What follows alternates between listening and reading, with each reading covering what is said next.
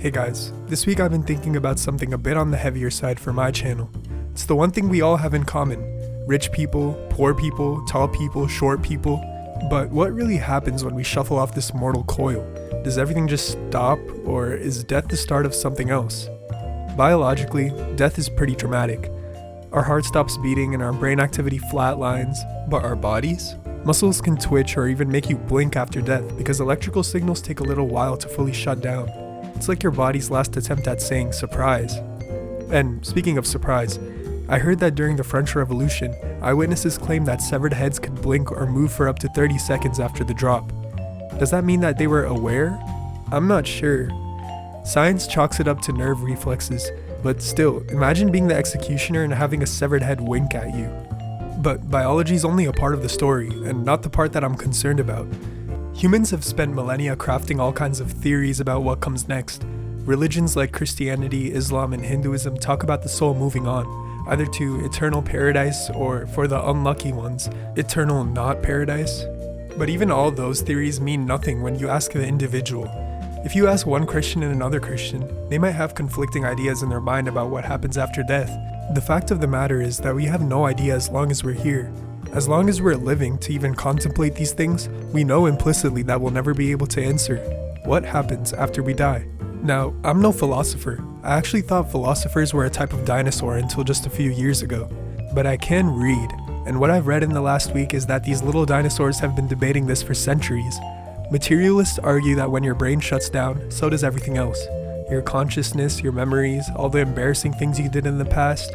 Idealists, though, think that the mind could transcend the body. It's like the difference between life and life pro.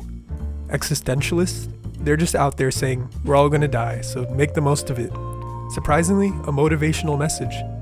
So, what really happens after we die? Biologically, we decompose. Philosophically, the possibilities are endless. But one thing's clear, I don't care about either of those. I just wonder if everything I'm doing right now has a purpose, because eventually I'll be gone, and everyone who reaped the benefits of everything I did will be gone too. Anyone who I've hurt will be gone.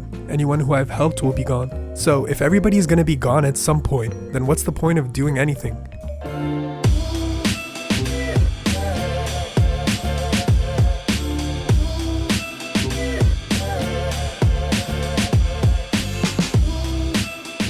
So that's where I'll step in. Welcome everyone to the Pre-Mortem Purpose Program, a delightful, albeit entirely hypothetical guide to finding a meaning before we all eventually kick the bucket. First and foremost, let me just put it this way.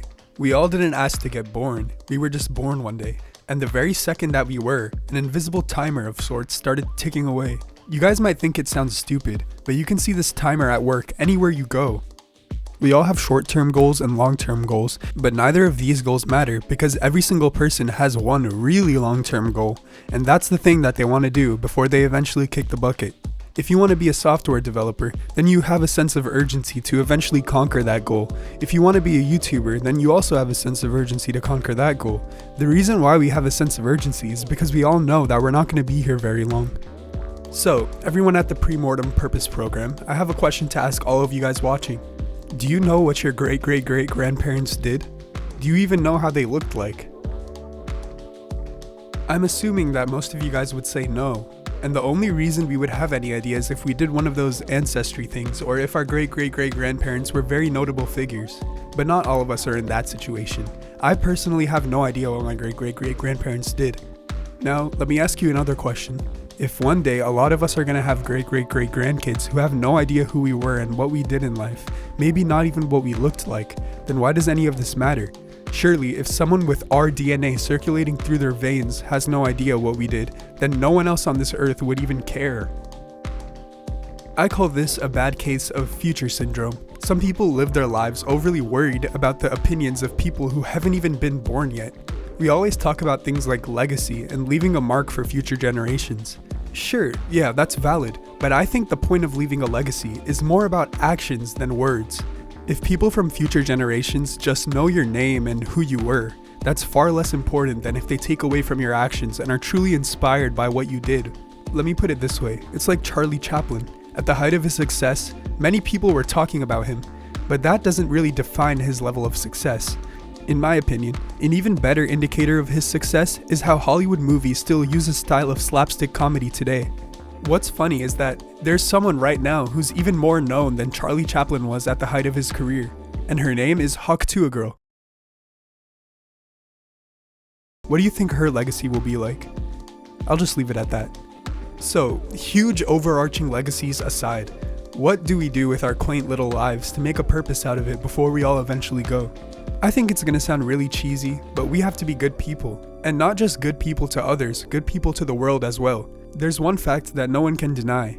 Unless you bring up some crazy science fiction reasoning, it's true that our Earth is going to outlive humans. I mean, it did outlive the dinosaurs. So I think there's one very important fact that everyone should remember. Humans do not own the Earth owns humans. So my friends at the Premortem Purpose program, if you feel like at this point you still don't have a concrete purpose, then at least start there and work your way out. Ironically, it's not just about being kind to others and the world. I think everyone should be a bit selfish, and not selfish in the negative way that you might think. What I mean is that everyone should find a bit of a selfish ambition and work towards it. There is only one of you. All throughout human history, there has been multiple planes, multiple boats, multiple iPhone 16s, multiple vibrating dildos, multiple houses that were designed on the same floor plan, but only one you. Think about that. All throughout human history, and all throughout the human future, a set of cells all came to the perfect arrangement to create you, proprietary you. And that's why I say everyone should have a selfish ambition, because if you don't do it for yourself, there's not another you that can finish the job for you when you're eventually gone. After this week, I think I finally cracked the answer as to why we do anything when we all know we're eventually going to be gone. And the answer, my friends, is really as simple as you may think. It's because we're here. It's something that even a third grader could answer, but the answer often gets clouded in abstract thoughts that we can't rationalize easily. There is a fact that as long as we're not gone, we are here. And that's enough reason for everyone. Don't try to look beyond that. This is your reason to do something. You are here. Alright guys, a bit of a heavier video this week, but just something that was on my mind. And sorry for my voice by the way, I've been having a cold all week. And if it's COVID, then maybe this video will be my last legacy before I kick the bucket. And just for the record, I think everybody can have a legacy, not just Charlie Chaplin or Girl. But legacies can be good or bad. So I hope that after watching this, everyone takes a good look at the choices they make on a daily basis. Alright guys, see ya.